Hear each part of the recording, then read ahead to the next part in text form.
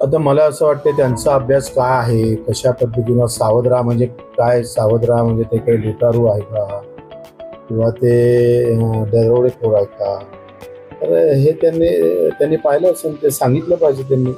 कुणबी मराठा कुठल्याही जातीवर अशा प्रकारचं वाक्य करणं वाटते. पूज्य बाबासाहेब आंबेडकरांनी घटनेमध्ये सगळ्यांना स्थान कसं देत आहे, जो जो गरीब असेल त्याला कशा कशा प्रकारे सामावून घ्यावं ही विचारधारा बाबासाहेब आंबेडकरांनी चालवली आणि ती घटनेत पण आणली. बाबासाहेब आंबेडकरांचे फार उपकारही आहे, पण प्रकाशजी जेव्हा असं बोलतात तेव्हा खरं तर दुःख वाटतं आणि त्यांनी असं बोलावं याच्यासाठी तर मला वाटते काही शब्द नाही आहे. ते वंशज आहे, आम्ही त्यांच्या विरोधात बोलावं, ते त्यांच्या वंशज असल्यामुळं पुन्हा बाबासाहेबांचा अपमान होईल, त्याच्यानं आम्ही थोडं सामावून. भाऊ कारागृहामधून सचिन वाझे पत्र लिहित आहेत गृहमंत्र्यांना. माजी गृहमंत्री आणि आजी गृहमंत्री हे सगळे वाद होत आहेत. सध्या महाराष्ट्रामध्ये असंख्य प्रश्न आहेत, शेतकऱ्यांच्या आत्महत्या आहेत. अशा कठीण परिस्थितीत त्या पत्रावरती चर्चा होतंय. हा जागतिक पॅटर्न आहे, तुम्ही लक्षात घ्या. का कुठला देश गरीब आहे ते पहिले पहा.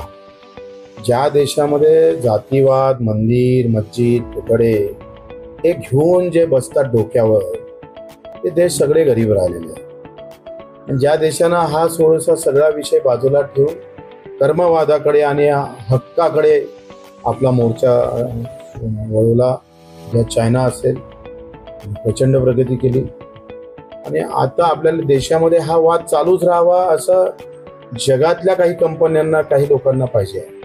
देश, भारत देश अधिक गरीब असणारा देश, त्या देशाची ओळख कृषीप्रधान होती ते मिटली. आता गरीब असणारा, सगळ्यात गरीब असणारा देश कोणता, सगळ्यात वाद करणारा, दंगली असणारा देश कोणता, तो भारत देश अशी एक त्याची ओळख होती.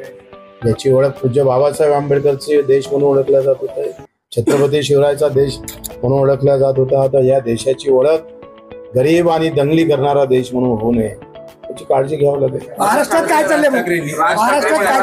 शरद पवारांना की राज्यामध्ये मणिपूर धरण तुम्हाला हवंय का नाही, काय शरद पवारांना प्रश्न केलाय. मला काय वाटतं, तुम्ही मीडियावाले मला समजत नाही. तुम्ही राज ठाकरे काय बोलले, बच्चू कडू काय बोलले, प्रश्न होता पवार साहेब काय बोलले, याच्यापेक्षा सामान्य माणूस काय बोलतोय याला जास्त महत्व द्या. हे कॅमेरे आमच्याकडे आणण्यापेक्षा पुन्हा ते जनतेकडे घ्या.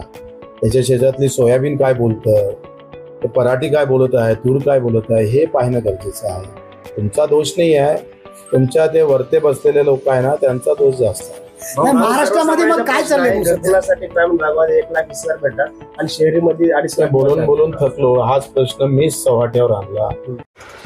नवीन नवीन घडामोडी पाहण्यासाठी आजच आम्ही मुंबईकर 24 तासला लाईक करा, सबस्क्राईब करा आणि अपडेट रहा.